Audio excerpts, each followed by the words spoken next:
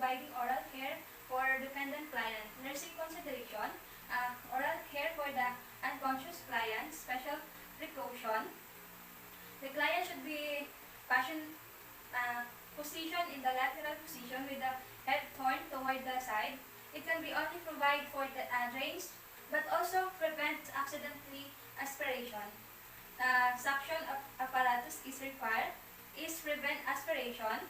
To use the plain water for cleaning of oral cavity of the unconscious client may be advisable.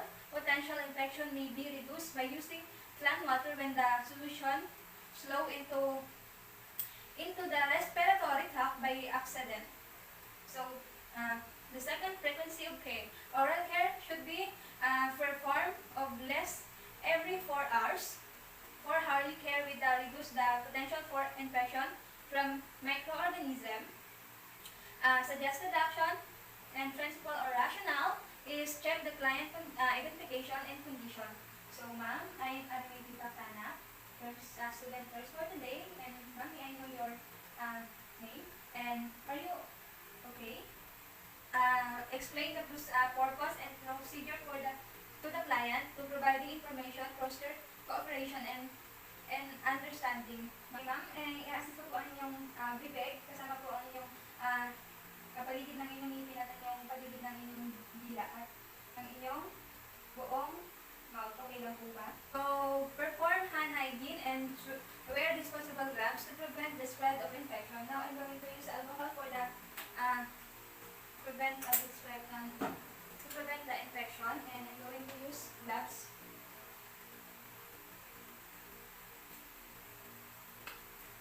And to wear disposable gloves, so I'm prefer equipment, clothing, all equipment, and bring the articles to the bedside. So now all equipment is already done on one side of the bed. To if the client unconscious, use the plain tap water. Solution must be prepared each time before use, maximum their efficacy to reduce potential infection. Soak the cotton ball in solution with arterial or step, cleaning the solution aids and removing the residue on the client teeth and soaking in crusted areas. And for the avoid inspiration of the solution. So now I'm going to use Colgate mouthwash.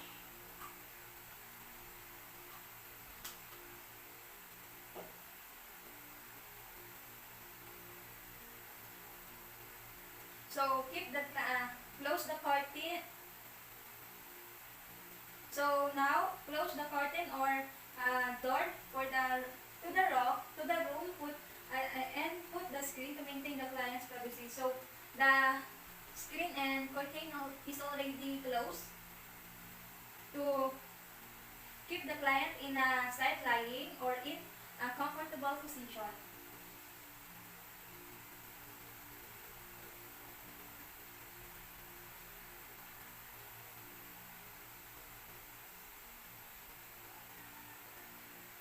So place the rubber sheet and towels on the neck of the chest of the client. The towel and rubber sheet protect the client and bed from soakage.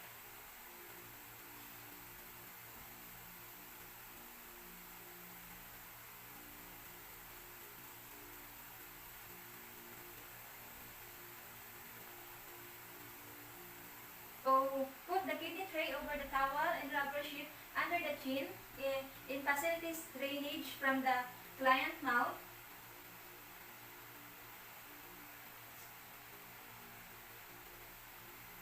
Inspect the oral cavity of the patient. Inspect hold the oral cavity such as teeth, gum, mucosa, and tongue. With the aid of gauze pad, tongue, the pressure and torch. Take note all the abnormalities of the etc. bleeding, swollen, and ulcers. So, comprehensive assessment is essential to determine individual needs. So, now I'm going to inspect the mouth of the patient.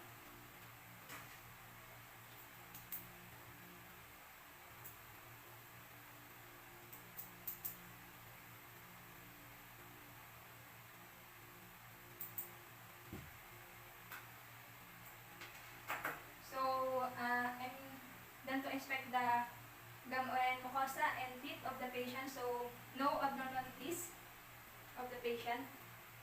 Clean oral surface of the client as the client open the mouth and insert the padded tongue, the pressure gently from the angle of mouth toward the back moral area. Never use finger to open the client's mouth. So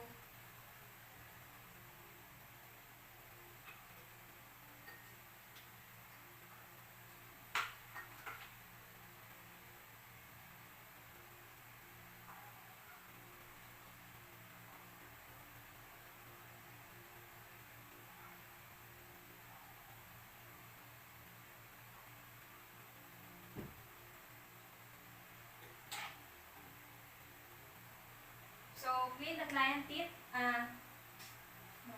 The tongue, the pressure, assess the keeping the client's mouth open as the reflex mechanism. The client may be with your finger. So next, clean the client teeth from ancestors to molars using up and down movement from gum to crown, and clean oral cavity from the proximal and distal outer, the inner parts, using a cotton balls in each stroke. So I'm going to use cotton balls to clean third stick.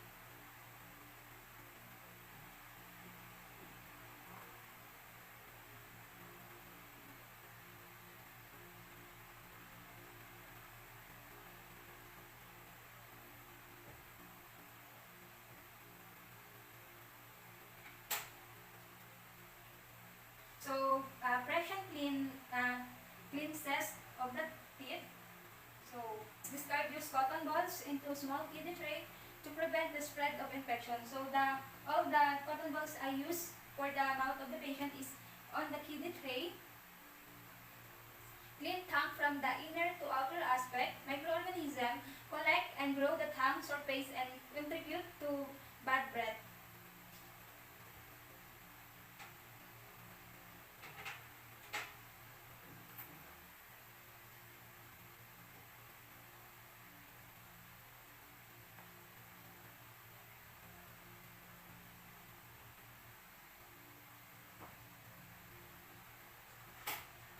So, if the client cannot gargle by the him or herself, rinse oral cavity, provide tap water to gargle mouth and position kidney tray. If the client mouth is gargle with herself to remove the depressed and make be repressed.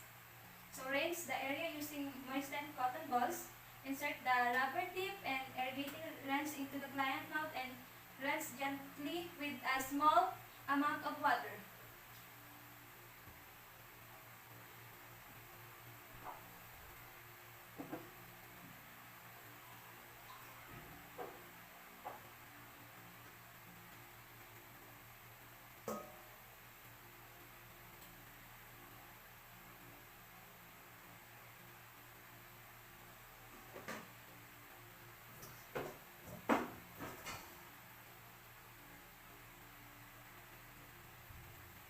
So, assess to avoid the content into kidney tray if the client cannot be splitted, especially in the case of an unconscious client, such as any solution. Confer the condition of the client teeth, gum, mucosa, and gum, and tongue to assess the efficacy of the oral care and determine any abnormalities.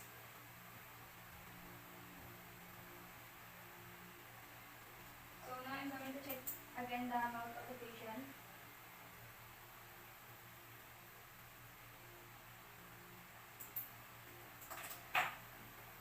So no any abnormalities of the patient. Mouth, the client, with mouth of the client and around it, apply lubricant to lips by using foam swab and or gauze piece with the artery forceps. Lubricant prevents lip from drying and cracking. Reposition the client in comfortable position. So I'm going to use Vaseline for the lips of the patient.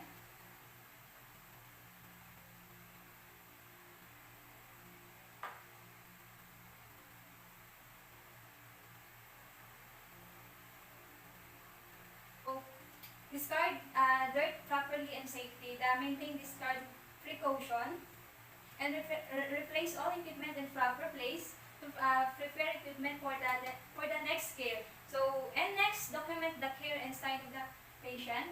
Documentation provides the coordination and caregiving signature, maintains professional accountability to and report the any findings and the senior staff. I'm going to remove my gloves. And also I'm going to use alcohol for the infection.